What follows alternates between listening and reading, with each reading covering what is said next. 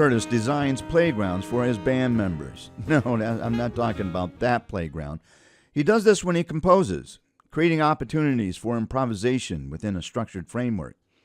It's all about a space to freely express oneself, he says. This Michigan native, who now lives in Brooklyn, New York, has recently released to critical acclaim his fifth album, Heatmap. Caleb and I spent some time talking about this recording and his growth as a musician.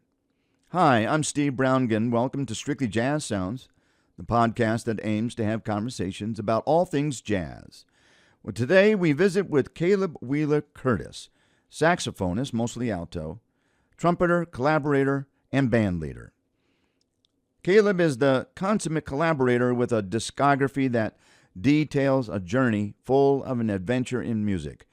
Beginning with Walking Distance Neighborhood in 2015, Caleb's relationships weaved a path rich with partnerships and mentors who provided a foundation for him that guided him in his writings and arrangements.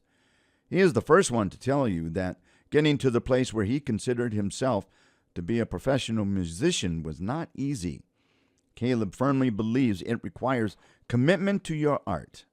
Caleb is fortunate to have Imani Records producer and owner and Grammy nominee Orrin Evans as a mentor, giving him opportunities to stretch as a musician and guidance as a composer and band leader. Heatmap, produced by Orrin Evans, is a product of such collaborations and mentorships. Caleb played in Evans' band, Captain Black Big Band, performing on his 2 Grammy-nominated recordings. He and Orrin Evans developed a bond that Caleb identifies as absolutely critical to his growth as a musician and composer. Caleb's compositions reflect an approach that provides space for each musician to expand and bring to the experience their own artistry and talent, thus giving his compositions a fresh breath for improvising. His approach is strong without being forced, one critic acknowledged. And while his musical spirit has an open willingness for exploration, his musical upbringing with strong mentorship gives it an inherent wisdom. Caleb Wheeler Curtis was a MacDowell Fellow. It's an art residency program in rural Peterborough, New Hampshire. There, Caleb was given his own space and time to compose, play the piano uninterrupted by the daily forces of urban life. The end product, well, it was 10 originals on which Caleb plays mostly on alto sax, and except for one track on soprano. Heatmap features, of course, Curtis on saxophone. Orrin Evans is on piano, Eric Rivas on bass, and Gerald Cleaver on the drums. Caleb and his band can be heard on this podcast on 2 tracks, played in their entirety. I asked him to explain his composition style. I think that one of the guiding principles that I took into this project was that I wanted the music to leave space for us to hear the musicians, for the sounds of each person and the sounds of the instruments to be heard through the tunes. And I find that a lot of my favorite music does that. And a lot of other music might be very architectural, or like it's about its design and the patterns or the what it's building. And I kind of want to create a space for everyone to bring themselves to the table and then make some music that's about that. So I really set out to make these tunes open playgrounds for the musicians, and I really had the cats that are on the record in mind when I was writing. You know, it seems to me that you were building music from relationships, given how you have shared histories with each group member. You all have this commonality with each other.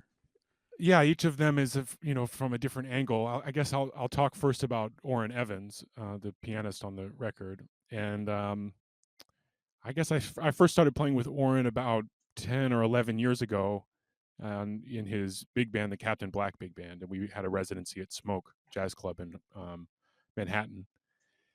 And Oren was has been very generous, and he's a bit older than me, and invited me into his circle and to his orbit. He calls it the village. I like to call it the universe. So after all of that, I ended up playing maybe more gigs with Oren than I have with anyone else in my life, because we played every week for a couple years at Smoke. So we played a few hundred times together, in public, not to mention, all the other times we played. And so we have an active musical and familial relationship going on that will last a long time. So Oren is a natural person for me to include. He also produced my last two records on the label, on his label Imani Records, that this album came out on. So he produced those, which are Brothers and Ain't No Storm. But you produced this record, right? I produced this record. um, but he, it's important for me that he was involved in it. Um, and it was through Oren that I met Eric Rivas, the bass player on this album, who I've admired for many years. But I first met Eric when Oren had him come and play on my first album, Brothers.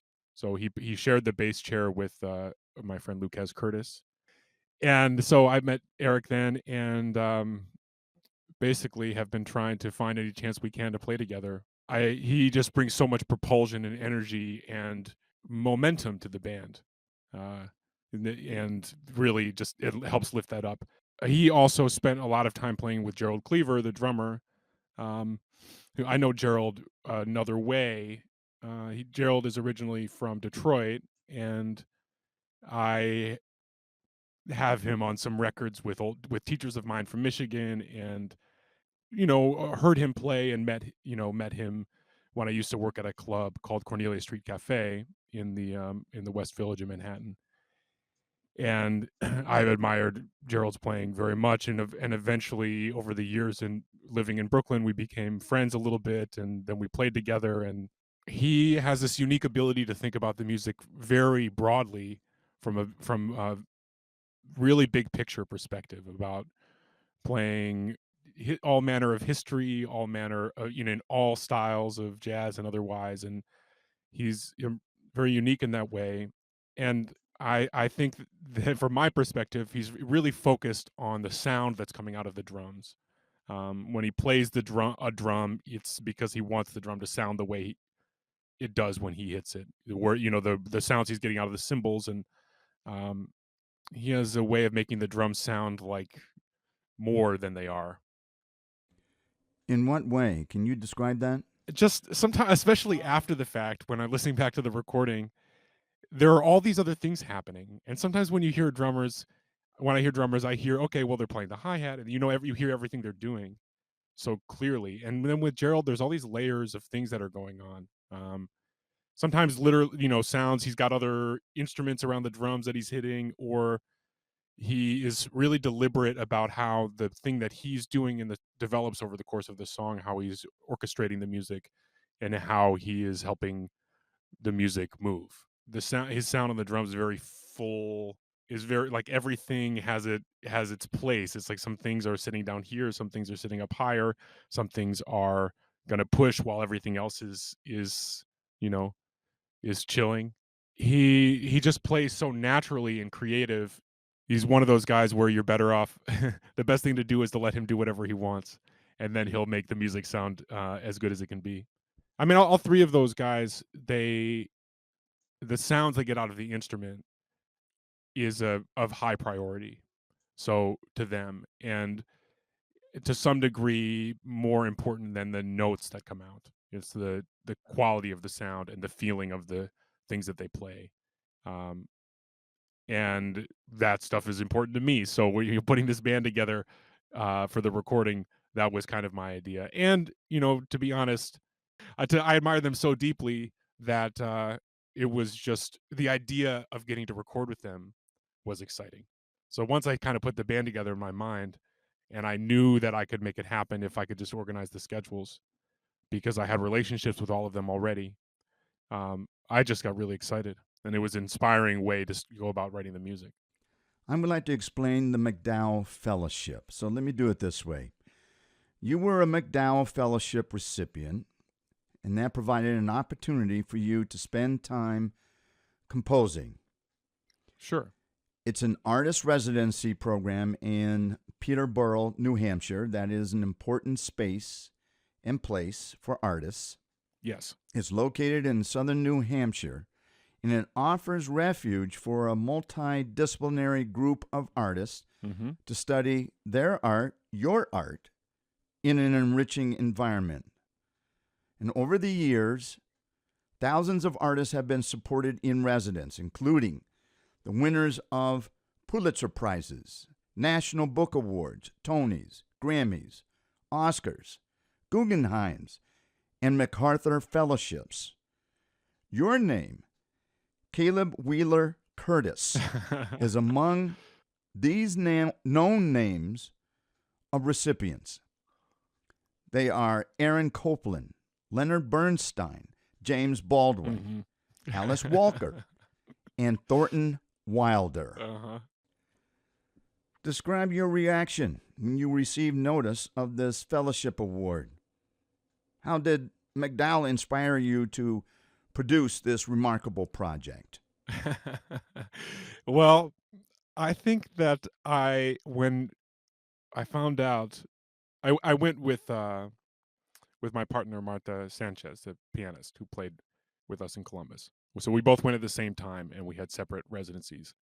And she had already been one time by herself where she went to compose, and so I had had a little bit of a idea of what might come out of it, and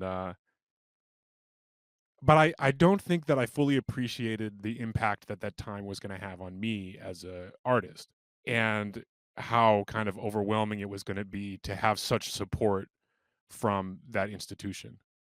Um, because we're so used to fighting so hard for everything.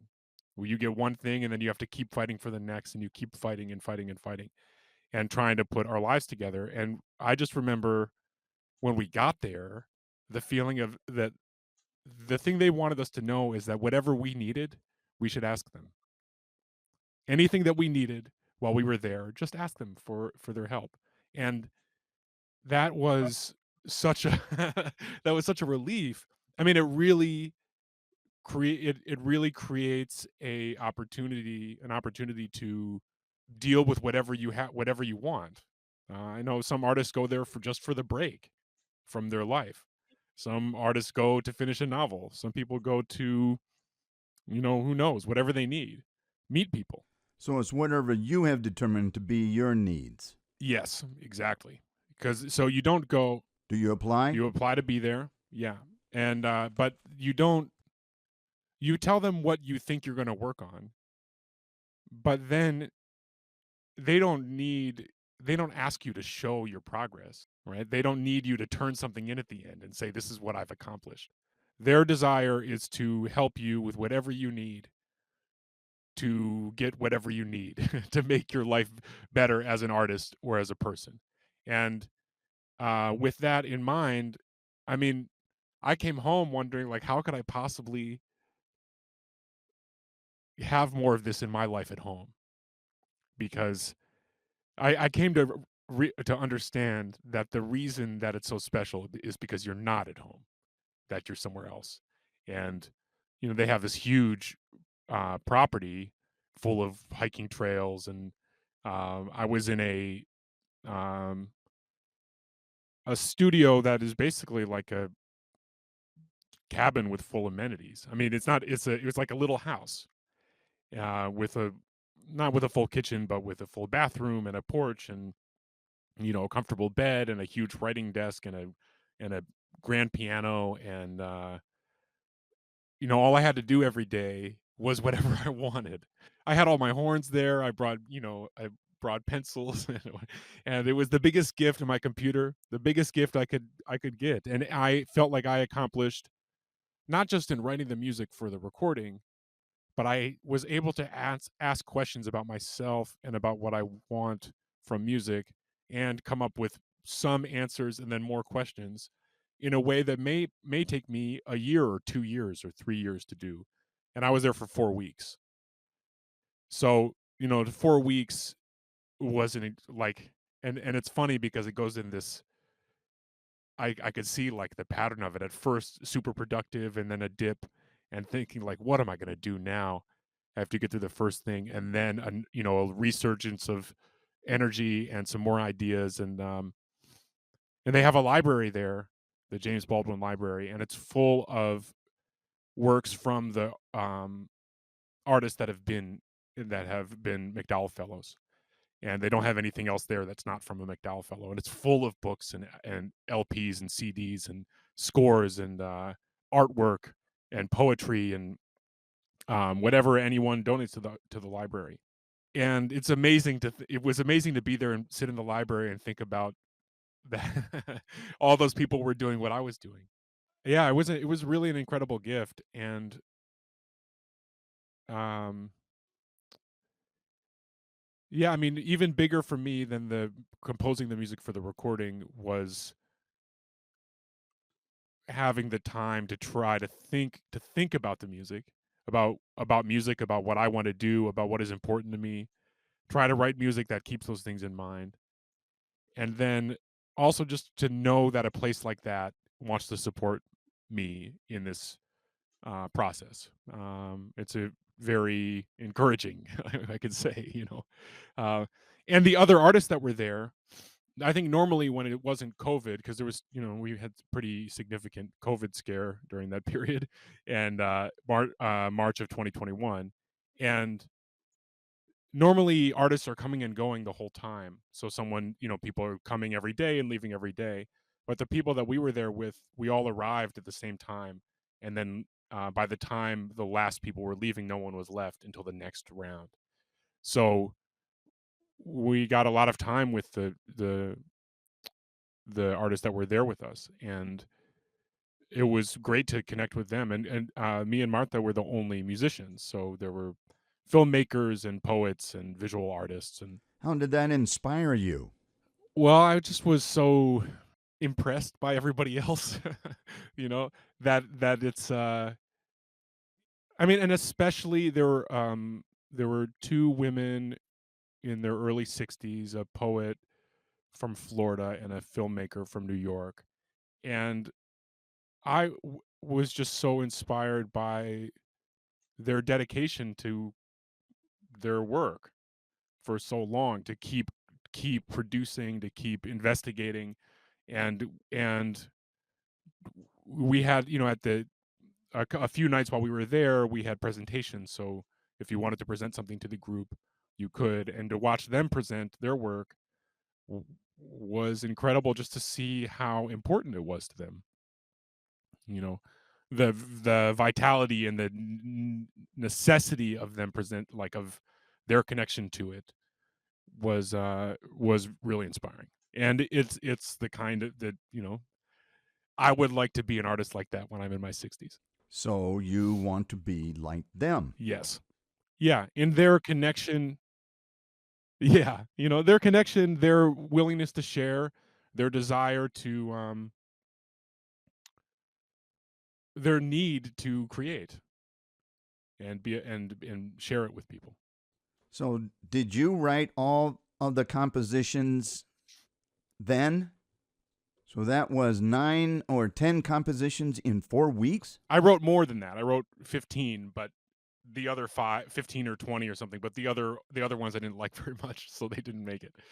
A lot of the composing process for me has been trying to learn how to get myself in a space where I can enjoy an idea, and then once I like the idea, then I can turn it into a piece. But sometimes the idea doesn't come, and I can't when you still have to try even when it's not happening. And sometimes I can surprise myself, and sometimes I don't, and it's frustrating and you get nowhere. Um, and so those other 5 or 10 pieces are like that. They're like frustrations that didn't, you know, an idea that didn't really sprout. Surely there is a difference between McDowell and home, which is Brooklyn, Uh-huh. a very urban setting. You have the solitude of Mm-hmm. McDowell, of southern New Hampshire. Beautiful walks, even though it was cool and cold, perhaps, but it was beautiful. At McDowell, if it wasn't working, I could take a walk or a bike ride or go to the library or read a book and then try again after I felt like I was ready. And I remember one day in particular, nothing was happening all day, all day, all day. And I kept going for bike rides and kept getting out and enjoying the grounds. And then at the end of the day, and like listening to Duke Ellington and going to the library and trying to look at some scores and anything that I could do to, anything I could do. And yeah. And then at the end of the day, I forget which one it was, but I wrote one of my favorite pieces on the record. Um, and it happened, but it doesn't, I couldn't have jumped to the end of that process without having gone through all of that, you know, having all that space. And that's the special thing about that. One thing I do remember wishing I had while I was there was some people to play the music with, because I felt like I was only doing about half the process. Because, and that's really what I had to do after I got home, is I had to play gigs and find people to try the music with, and then learn the music and learn. Really, for me, what was important was learning how to play the melodies, in the way that, such a way that I knew if I played them that way, then the musicians would understand the music. So, it was a big part of how I can lead the group and be the band leader, is just by how do I play the melody, in a way that feels important to me and shows the parts of the melody that are important. I'm curious about a couple of the compositions, one of them being Spheres and the other Whisper Chant.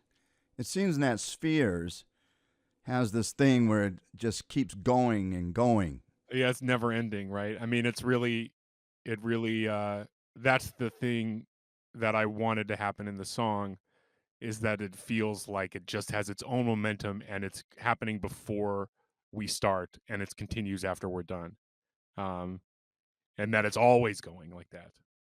It's always rolling and rolling, rolling and rolling. This is Caleb Wheeler Curtis on alto saxophone. On the album Heatmap, we're going to listen to Spheres, with Orrin Evans on piano, Eric Rivas on bass, and Gerald Cleaver on the drums. This is Strictly Jazz Sounds.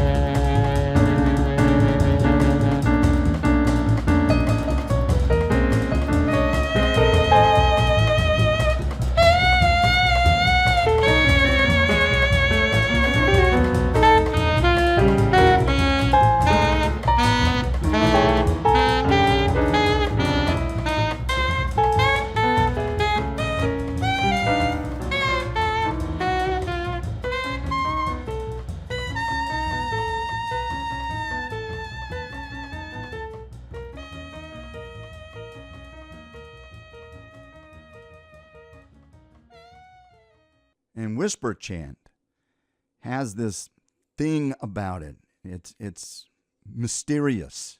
Yeah, that song has two melodies, and the chant melody is the bass, is played by the bass and piano, and it's ever present, and it's a pretty simple melody as far as both of them as far as these things go, but they have this off center way of interacting. And when I recorded it for myself at McDowell, I would make it a little demo. I sang the bass line along with the piano, and it felt like a chant. And then the saxophone part, the other melody, is very covered and close and quiet and whispery, and so it's a whisper chant. I think that's one of my favorite pieces on the record. Caleb Wheeler Curtis, once again, from the album Heatmap. Here on Strictly Jazz Sounds, you're going to listen to Whisper Chant, and of course, Orrin Evans on piano, Eric Rivas on bass, and Gerald Cleaver on the drums. Caleb is on alto saxophone.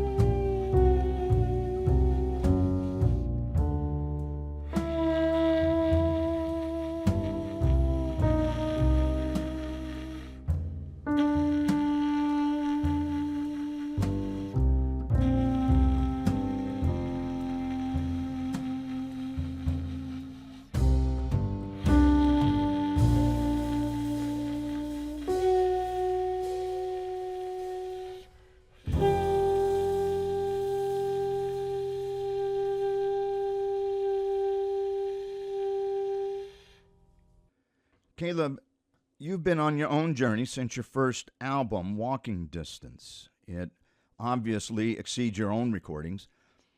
We're talking about the New York Times selected Walking Distance as one of the 2018 best jazz recordings.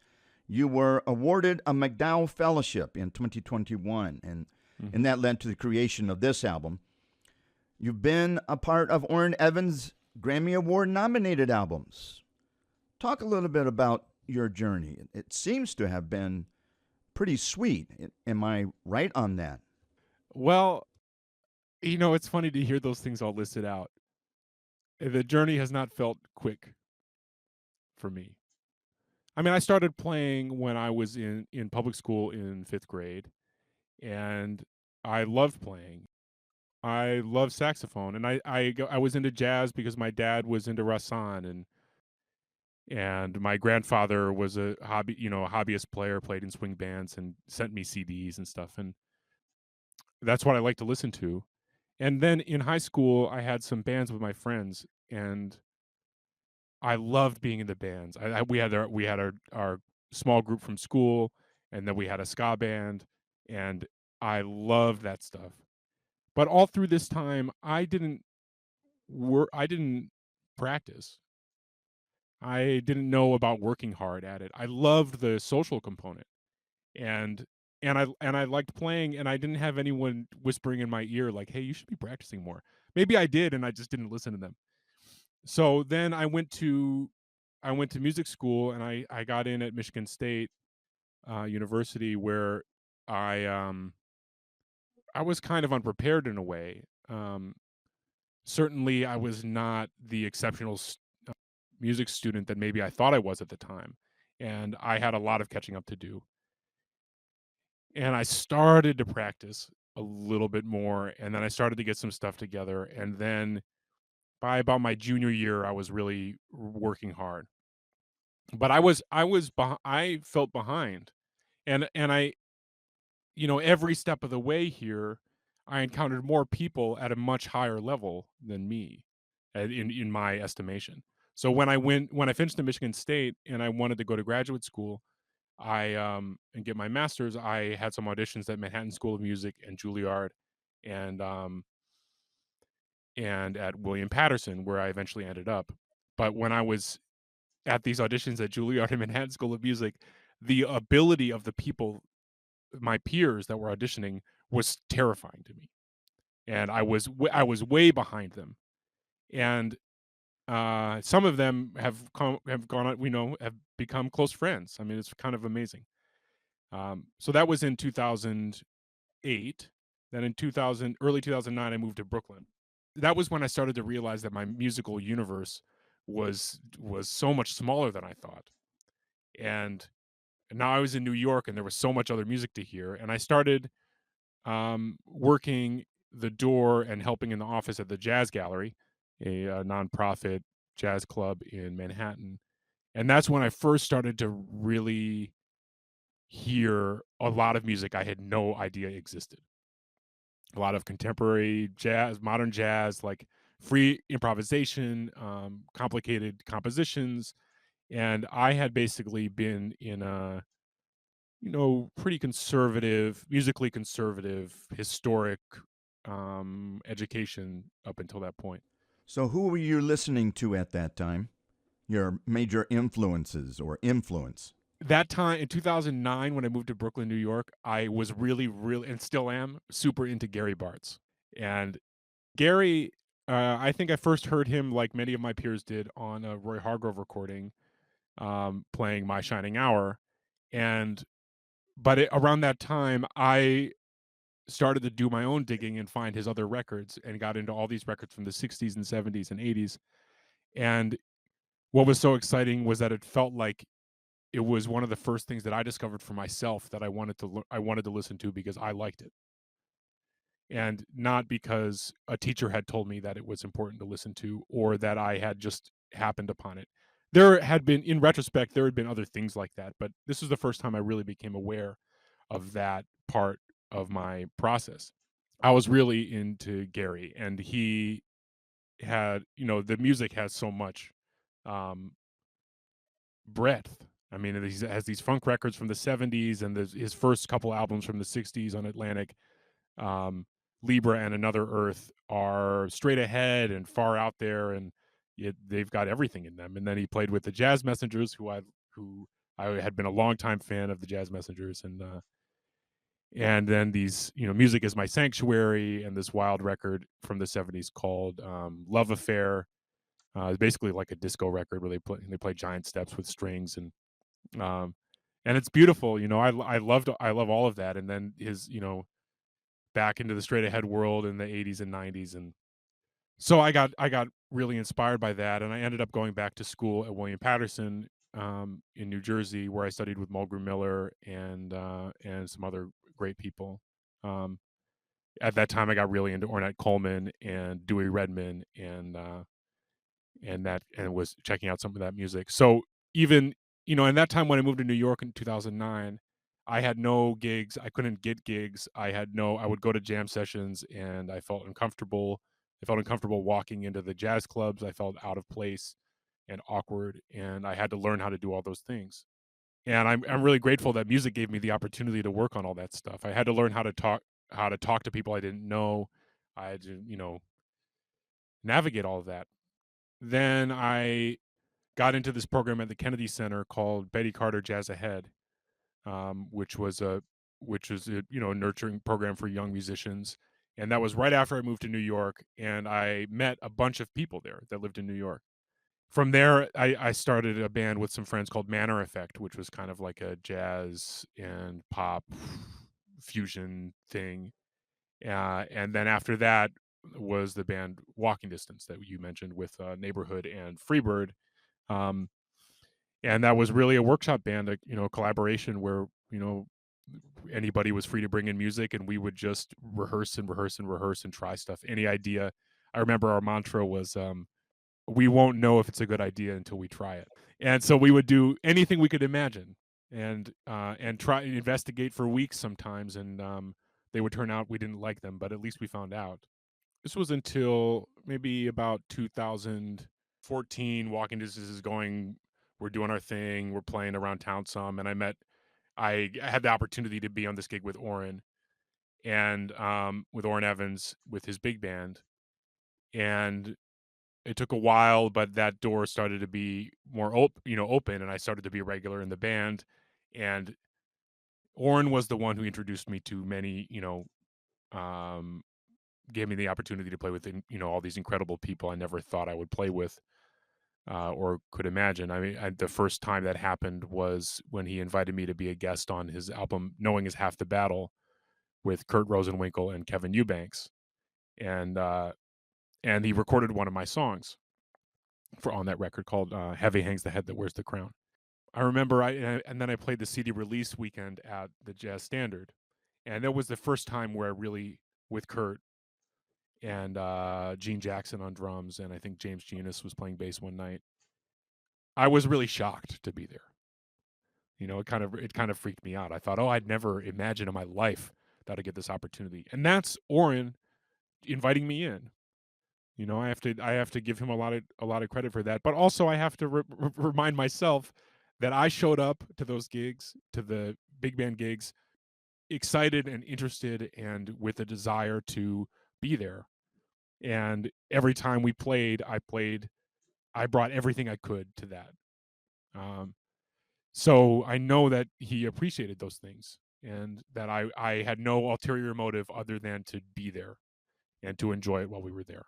Um, so, over the years, those things, Orrin especially, has opened up other doors. But then playing in Brooklyn and being on records with other friends, and trying to make things happen, then you get one win here, one win there, and then a record gets, the big band record gets nominated for a Grammy, and we went to the Grammy Awards, which was really wild.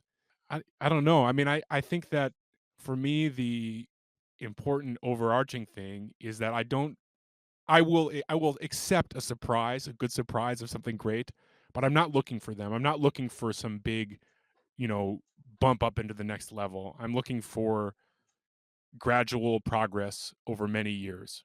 And the real challenge is to keep doing it.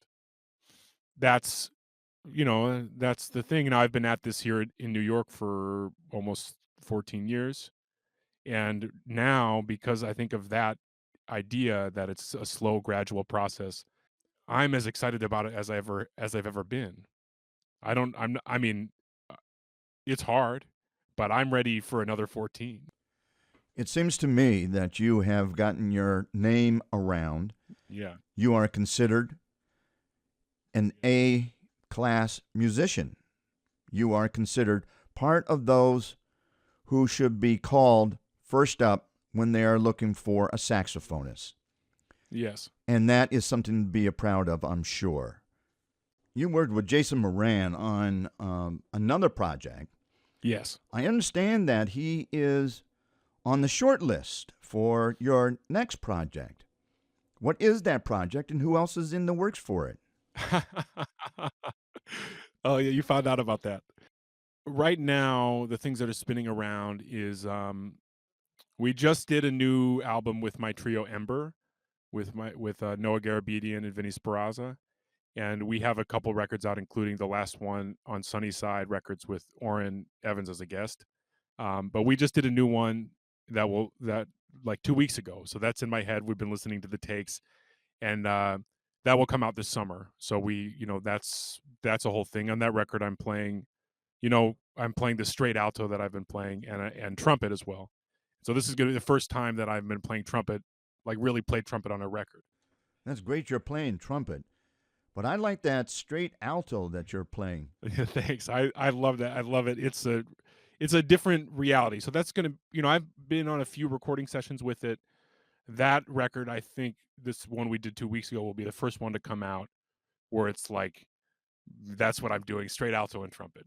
And that's really exciting to me, and I makes me think about the other recordings that are gonna happen next year as this like kind of another phase of things to do. And so I have almost a whole new record of original compositions, kind of Heatmap, the follow up to Heatmap.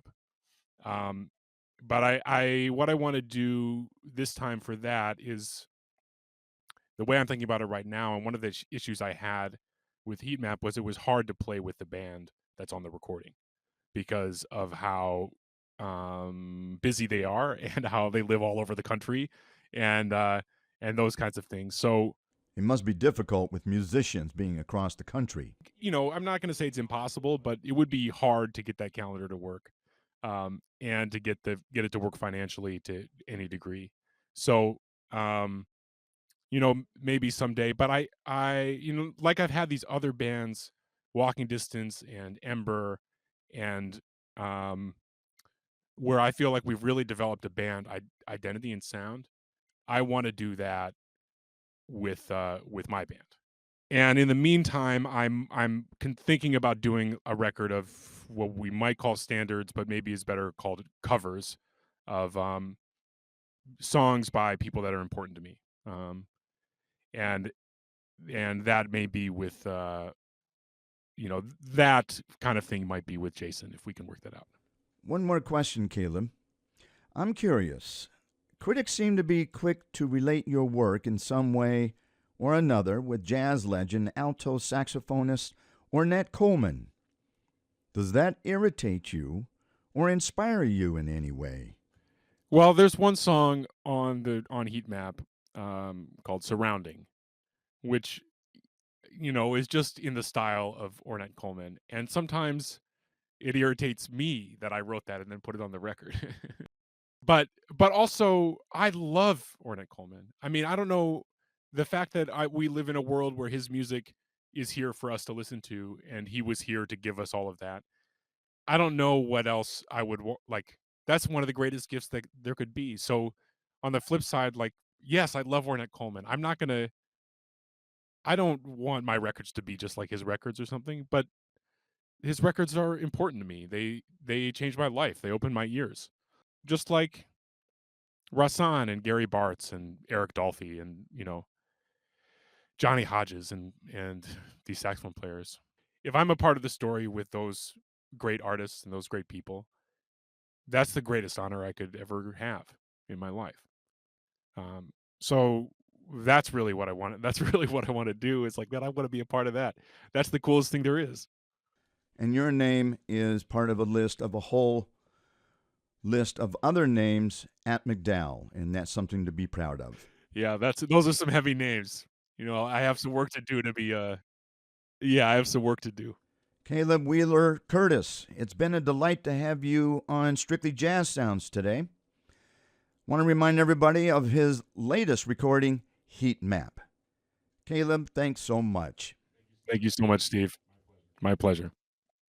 Caleb Wheeler Curtis is working on a new project and he hopes to tour later this year. You heard 2 tracks from his 2022 release, Heatmap. They are Whisper Chant and Spheres. Thanks to Caleb for those 2 tracks. And thanks to Bruce Halliburton for helping arranging this interview. The theme music for Strictly Jazz Sounds is by Johannes Wallman. You can listen to this podcast on Spotify, Apple, Amazon Music, Audible, Podcast Page, Player FM, and other places where you listen to your favorite podcasts. Sign up to subscribe so you can receive future episodes. Looking ahead, episodes will include pianist Marta Sanchez and drummer Brian Blade. If you would like to be a sponsor, email me at the address in my website. I have a Facebook group called Jazz Enthusiasts, and you're invited to be a member, and Strictly Jazz Sounds has a Facebook page. You've been listening to Strictly Jazz Sounds, your place for conversations about all things jazz. This is Steve Browngill. Thanks for listening, and support jazz wherever you are.